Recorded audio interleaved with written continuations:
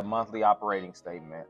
Monthly operating statement. This is how you determine how much you need in the bank for community care licensing.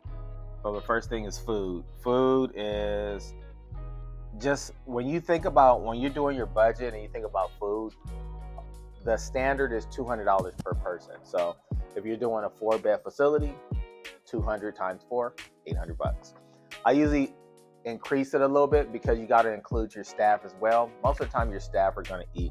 So if it's $200 per client and you have 4 clients, it's $800. Let's add another 200 on there and make it $1,000. Household supplies, let's say those are just generic supplies. Let's say $25. Let's say laundry.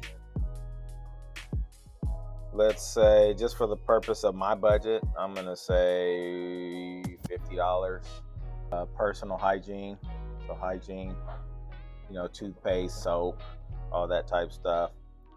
What do I have here? I have $25 a month. Recreation, $50. Newspapers, magazines, $25. Medical, first aid, $25. Transportation,